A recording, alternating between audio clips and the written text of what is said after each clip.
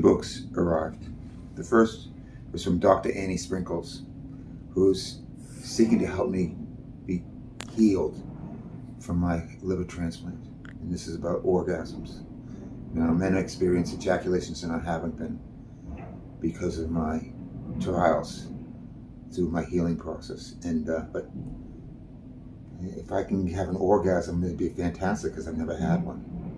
Anyway, but I also received this, the last edition of Elk, in which I have a small passage, and this is presented to me by Jocko Whalen, fantastic skier and an extraordinary human being. And this is from something it was published probably about 2003. Yeah, it was a little strange with Todd and Ireland. September was fine. October grew grim. In November, the rain struck with a sodden ferocity. The first day in town, I went to the only pub expecting pipe whistles and singing around a peat fire. Instead, a brooding huddle of EU-subsidized cow farmers, all bachelors, greeted my entrance with an squinty gaze. I offered a round and set into getting drunk, listening to the brogue and thinking, this is the land of my grandparents. A shove interrupted my welcoming reverie, and a gnome with a tam covering a brill pad of sweep over demanded, what's she looking at? The wall. Well, I'll be troubling you not to look at that bit of wall. It's mine. The barkeeper told Mikey to shut his hole, but the locals shunned my presence. Didn't matter. I walked around the bogs in the wet with Wellingtons. My feet stayed dry.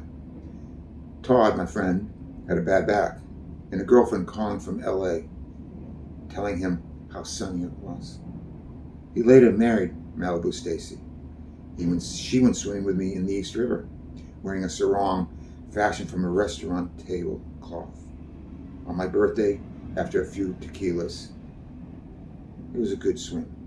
And they were happily married and thereafter, and have a kid.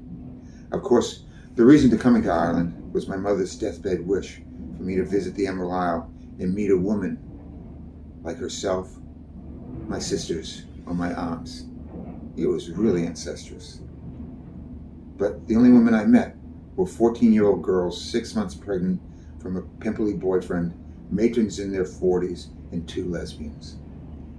Mikey and I were drinking at the pub, and the only attractive non-pregnant girl over 18 was behind the Guinness stick.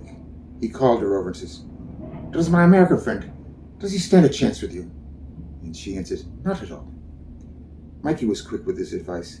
Then back to your beer and keep your eyes off my wall. That was Ireland, 1997. I don't think it's changed very much in Ballyconneely.